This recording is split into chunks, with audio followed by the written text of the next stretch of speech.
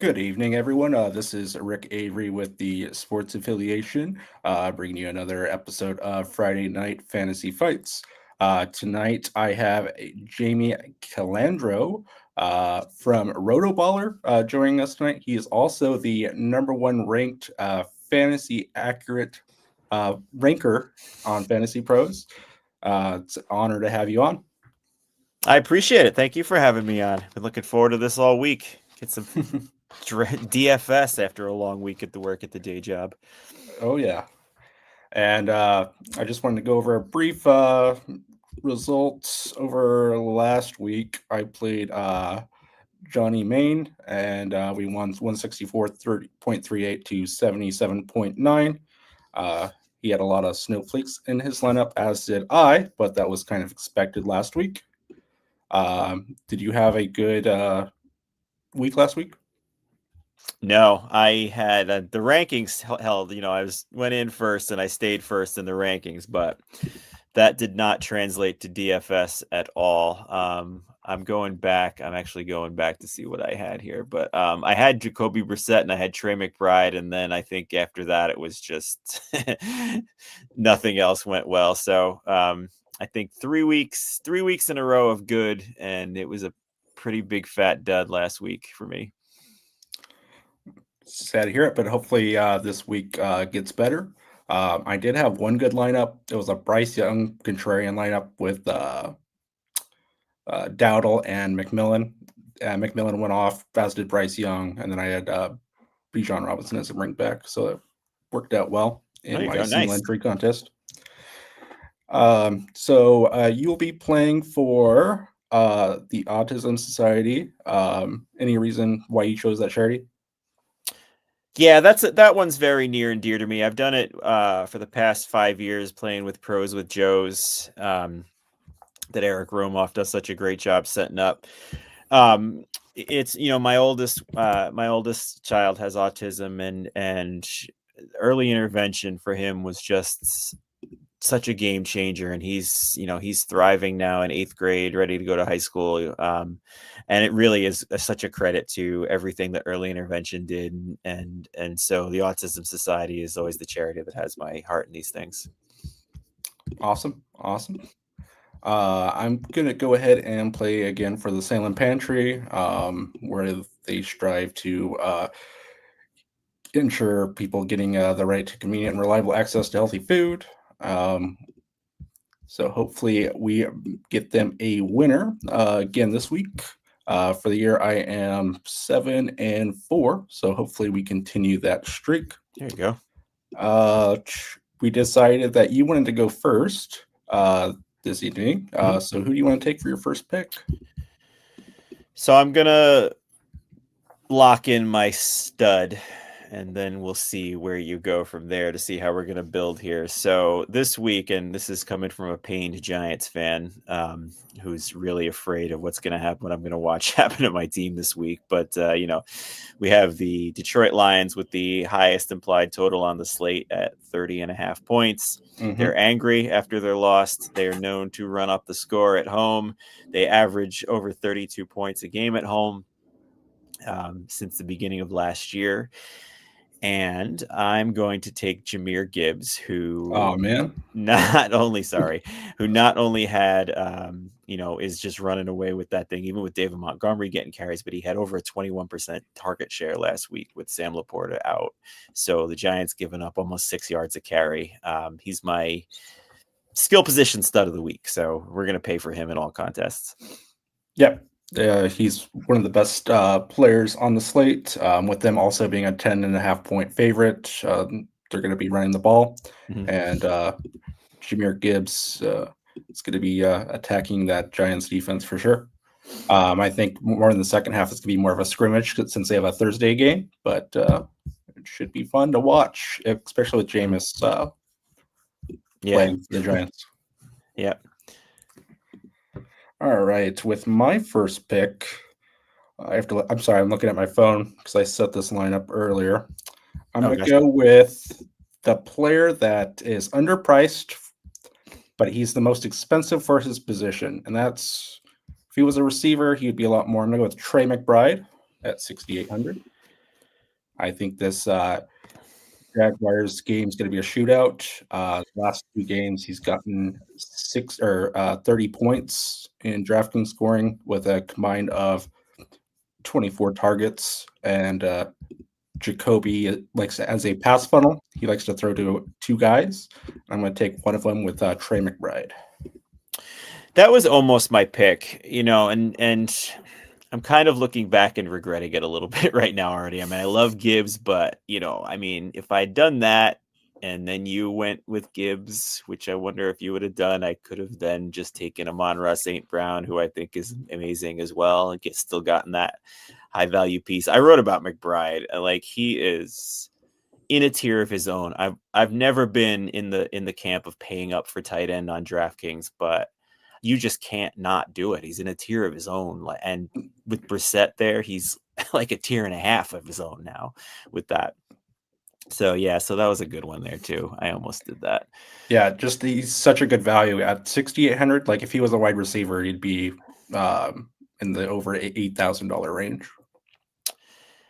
Exactly. Yeah. And that was a point that I wrote that I brought up too. I think in the last 4 weeks, he's like, there's only 2 skill position players in general that are ahead of him in fantasy points. It's Taylor and it's somebody else who I forget, maybe Chase. But yeah, I mean, with that price, I think that's a great pick. Yeah. All right. I'm going to take another running back here who was my value of the week in the article, and that's Chase Brown. With Samaje Perine out, he has had a 22% target share, and that was with Jamar Chase playing. So with Chase out, I think in addition to the dominating the run game in a must-win for the Bengals, he could be the secondary target behind T. Higgins, and 6,200 is still not priced high enough. Yeah. And he's gotten 22 targets in the receiving game with Perine out, and with Chase being out, that's only going to go up as the good check down. For Flacco, I don't believe Burrow's playing. He probably played next week, I think. What do you think? My gut says he sits too. Although, I do wonder, if they're going to push him, because if they lose this game, it's done. They might as well just shut him down completely and just get him completely healthy. But I kind of feel like it's going to be another week of Flacco, and if Burrow does come back, it'll be next week. Yeah. Against the Ravens, I believe that's who they're playing. I think so. Yeah. All right. So you got Gibbs and Chase Brown, and I have McBride. So I think for this to work, I'm going to go running back. I'm going to go with a value. He looked so good last week, but I'm going to go with Travis Etienne Jr. as my value pick for running back. The last 3 weeks, he's been 19.3, 15.7, 16.5 DraftKings points. He's been close to the 100-yard bonus, and he's gotten 3 touchdowns the last 2 games. I think with the bad Cardinals defense, he's going to carve them up, and we'll go with that. Oops, I forgot to switch the tab there. So I got Travis Etienne and Trey McBride as my first 2 picks. All right. I can go a couple of different ways here. I feel like we're both in wait on quarterback mode, just like as if we were drafting here. Okay, I'm going to take the other piece of the Arizona passing game as a value receiver and free up some salary. Michael Wilson, 15 catches on 18 targets last week, which is a ceiling that I didn't know he had in him. Marvin Harrison Jr. is still out. That passing game is pretty condensed around him and McBride. So I can't remember what his price tag was. I think it was sub 4,000. It was 3,800. 3,800. So he's gone up 1,000, which is, even if he has half that volume, that's still not enough. So we'll put him in as the first value receiver. Well, that hurts. That actually does hurt because I actually had him. So I don't know what I'm going to do now. That one hurts. This is a different way to do DraftKings. I'll tell you, it's my anxiety's setting in. Yeah. Wondering if you're going to take the next guy on my list here. All right, great pick. Love it. So I guess I'll just take him since I'm gonna go with a value quarterback. We'll just go Jacoby Brissett. Yeah. He completed a record of 47 completions in one game last week when they were down quite a bit to the 49ers. Oops, let me go back. Let's see here. There we go. He was 47 and 57 passing with an 82.5% completion percentage, 2 touchdowns, and 452 yards. And ever since he took over the Arizona offense, his lowest DraftKings point performance was 20.8 points. So at 5,300, I'm gladly going to take him. Yeah, that's annoying. I don't want to allocate more money at quarterback, which now I think I have to do. He's for sure. I think he's going to be my cash game quarterback for the third straight week now. Yeah. I mean, he's just not being priced appropriately, and then you got that stack there too. I might have all three of these guys in my cash lineup this week. Nice little Cardinals stack. You got good correlation with ETN there, and those two guys also. All right. Yeah, I was gonna say my original lineup was Jacoby, Wilson, McBride, and ATN. Yeah. So. Well. Okay. I think I'm gonna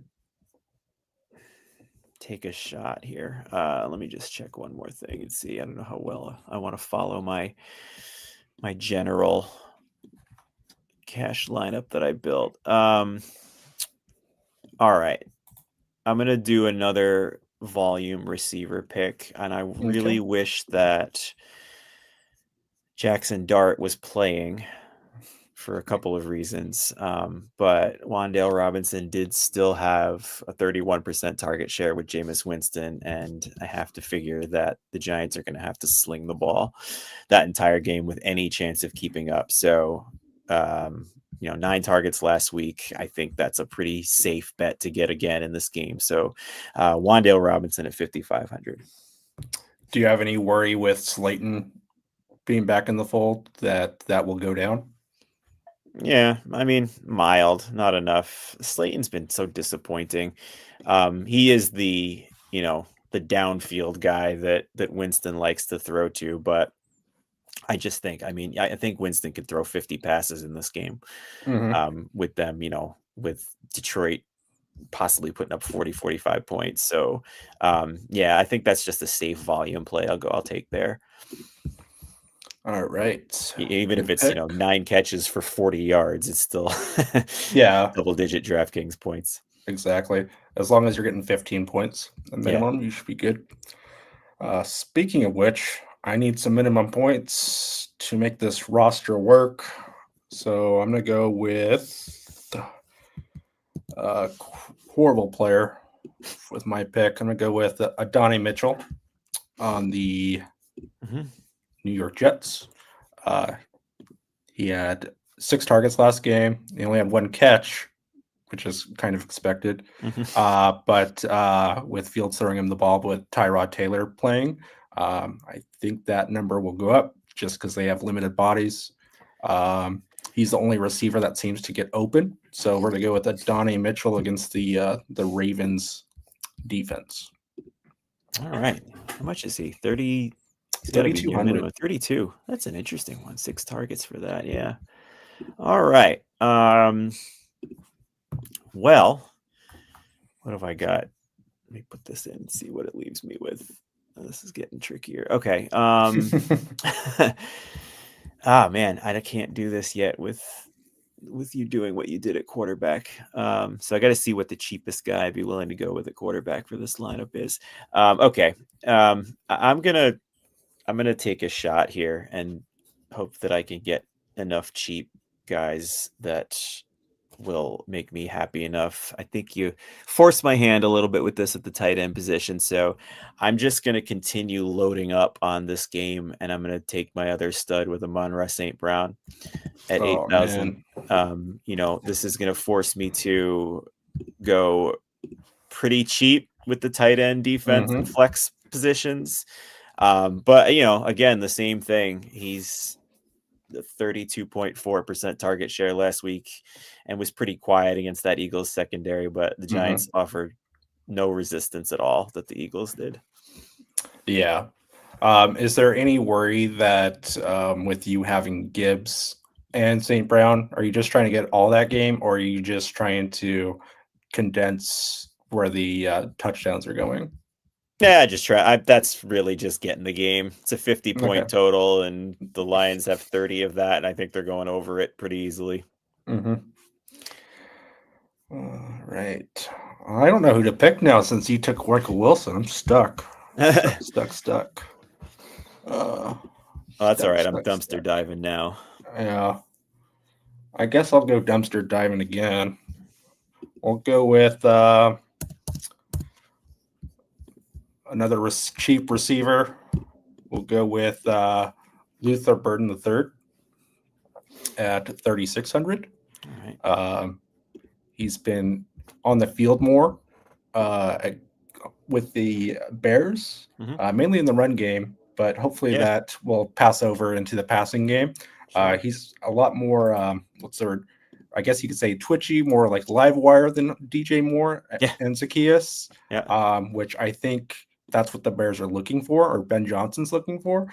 So I'm going to go with Burden just on a feeling play. All right. That should be a fun game. Yeah, I believe it 45 and a half is the total. So yeah, and I do see that Pittsburgh has given up the most fantasy points per game to wide receivers also. Yeah, and the Bears and the Steelers are kind of the same team. So it's like that meme of Spider-Man pointing to himself. Yep, sure. Okay. All right, so I have all three receivers, don't I? Yeah. Yep. All right, this is a bit of a leap of faith here that Josh Jacobs sits, which I do think he's going to. I could be shooting myself in the foot with this thing because looks like he's legitimately a 50-50 game time decision. They do have that Thanksgiving game on Thursday, which I think might influence them in sitting him for this, but both games are so big. But I am going to take the chance just because of the price tag here and go with Emmanuel Wilson in that flex spot at 5,300. He outsnapped Chris Brooks 39-6, and Minnesota is a soft run defense that Wilson could really thrive at a price tag that doesn't match the role that he would get if Jacobs was out. Yeah. I was looking at him earlier. I was looking through the Josh Jacob noobs, and I was like, he's going to miss maybe one game. He doesn't, it's up in the air. Yep. But if he's going to miss one, it's going to be this one and not Thursday. They are a 6.5 point favorite, which indicates that he is a good pick where they can run the ball down Minnesota. However, if the game's close, I think the backup Brooks would get more involved. I would think so. I mean, he did show, prowess in the passing game. So this is kind of banking on a few things. But I mean, the price tag, I think, bakes in enough of this risk that I'm okay with it. Yeah. All right. Let's see. I have to see if I can make this roster work. So just give me 1 second. I think we can make it work. All right. I'm going to go with the defense with my next pick. We'll go Seahawks defense. Okay. At $4,000. They're playing the Tennessee Titans. Not arguably, the worst team in the NFL. Yeah. And the Seattle defense put up 21 points against Arizona. I think they will destroy Tennessee. They are, let's see here, where to see, 13-point favorites on the road against Tennessee, which with them being on the road, I'm not huge fan with them traveling across this United States, Mhm. but they've only lost one game on the road, and that was to the Rams last week. So, Right. and they played phenomenally, and so we're gonna go with Seahawks defense at 4,000. Yeah, you can't. I mean, they're gonna bury him. Yeah. That this is almost as bankable as a high price defense has been this year. So I think that's a pretty sharp pick there because that's gonna leave me with a lot more volatility. All right, I'm gonna take the quarterback here and kind of shape out the rest of the team as it goes here. And since you took Brissett, I'm going to take his opponent, which is really the cheapest one I'm feeling comfortable enough with. I could go Jameis Winston, but I don't really want to on the road there. So we're going to go Trevor Lawrence at 5,100. Not a huge fan of going across country, and it's really not as that great a matchup, but I'm kind of alluding to what you said, that this game looks a little bit more like a shootout than not. So 5,100, I think there's enough ceiling there for him. Yeah. And there is a corner on Arizona that's questionable. I can't think of his name off the top of my head. He is, like I said, he's questionable. So if it does go off, the secondary is going to be banged up. The linebacking core is banged up, of course. So yeah, it has the ingredients to be a shootout for sure. Yeah. Alrighty. With my next pick, who do I have? Okay. This has a 50-point total. I'm just going to go with one of the cheap guys of that game just so I can get a piece of it. We'll go with Alex Pierce at $5,000 against the Chiefs defense. He's received 20 targets the last 2 games, and at 5,000, if he gets in a touchdown and 4 catches and 60 yards, I'm happy. Yeah, for sure. And what did I see with him? He's got 8.8 targets per game over this last 4. Which, man, I did not think, watching Daniel Jones for 6 years as a Giant, that he would have the capability of getting it downfield to Alec Pierce. I thought he was a total dud this year for the Colts, but the Colts have proven me wrong in a lot of areas this year. Yeah, it just shows what he can do behind the best offensive line in football. Yep. Which I wish the Giants front office would take notes and see how important that is. They've finally started to improve there too. Hopefully it's coming together. All right, so I've kind of built my team here, I guess. So I'm gonna do. It's down to a 2 versus 2, tight end and defense. So I'm going to just double check which way I want to go more. Okay. So we're gonna go with Mark Andrews as the tight end, who I'm not really that thrilled about. But you took the only guy that I was really that comfortable with at tight end this year. And, the Jets defense is a shell of itself after trading their 2 top guys. I do think Andrews is, kind of touchdown or bust. And he saved his day with that kind of cheap, fake tush push where he ran to the right for 35 yards. Right.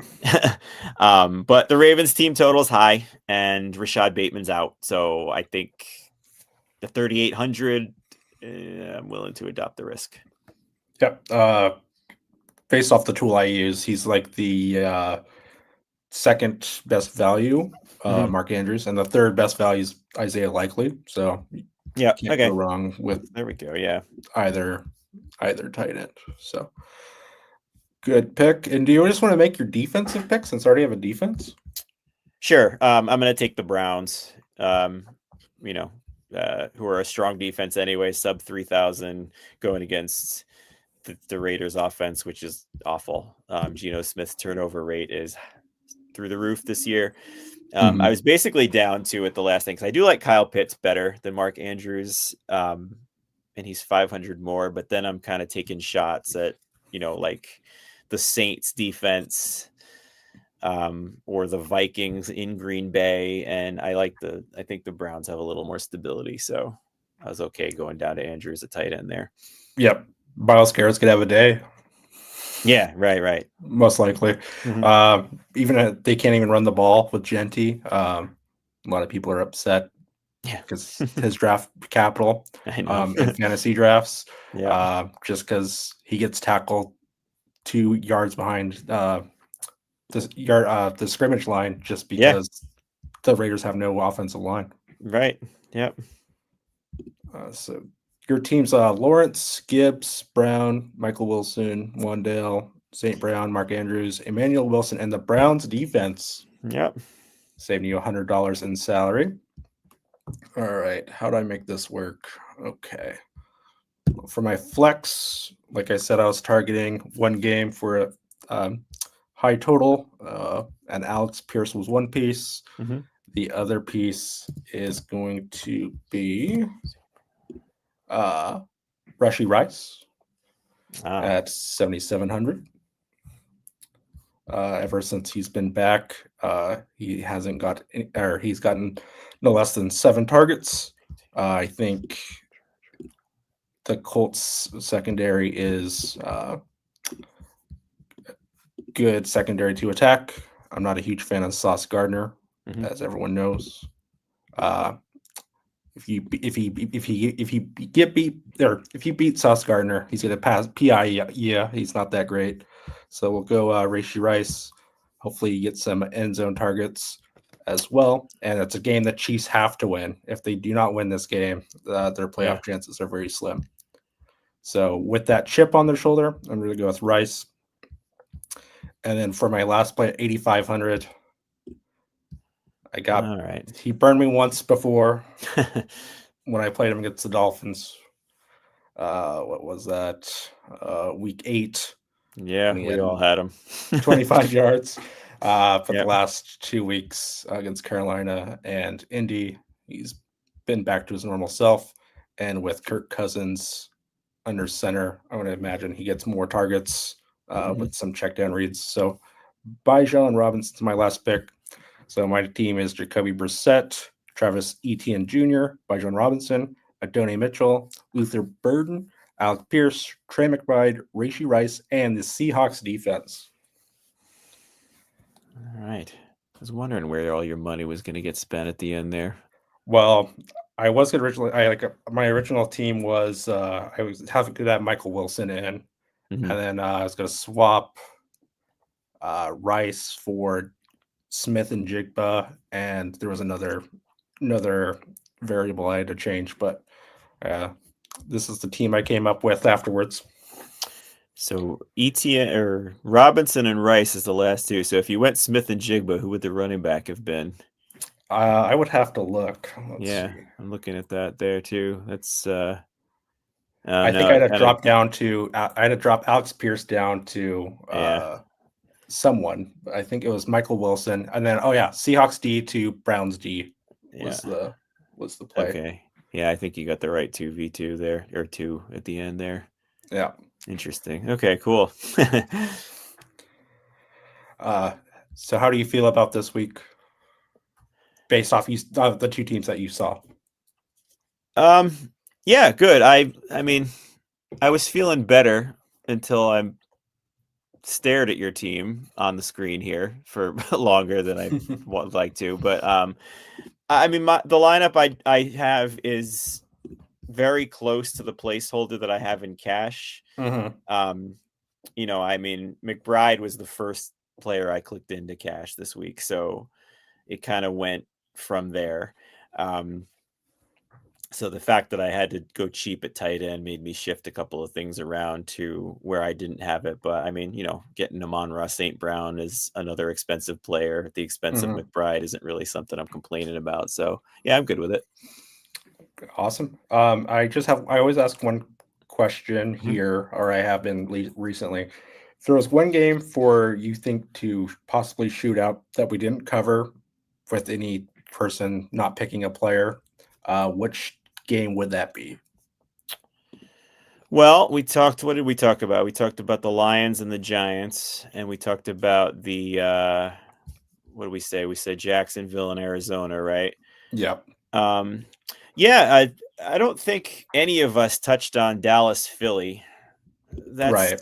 That's one that I think, is getting squeezed a lot in the ownership thing. I mean, I looked at the projections early on. It looks like nobody really in that game is projecting for more than like 12% ownership, and there are some studs in that game. And I know Quinnen Williams was a great defensive addition to the Cowboys, but they've still given up the most yards per play. So I'm gonna definitely have an Eagles stack in there of some kind, and Dallas is full of bringbacks with Lamb and Javonte Williams or Pickens. So I think that's the one. One thing I did see is Hurts is horrible against zone defense, and Dallas plays the most zone defense. Yeah. Philly. if they can't muster offense there, I think Philly Twitter is going to break this week. Well, thank you so much for joining the show, Jamie. I do greatly appreciate it. And if you're watching and want to donate to Autism Society, the link is right there, autismsociety.org. And if you want to donate to either that or the Salem Pantry, the link's on the ticker there. I do want to thank you all for watching, and I hope you have a great night. Please like and subscribe if you haven't to our channel. And next week, I will be having a guest of, let me see here, Brett Lehner. So that should be a fun episode. And then the week after that, I will be having, let me go back here, Stacy Perez. So that should be a fun episode as well. I hope everyone has a great night, and I'll see you next week.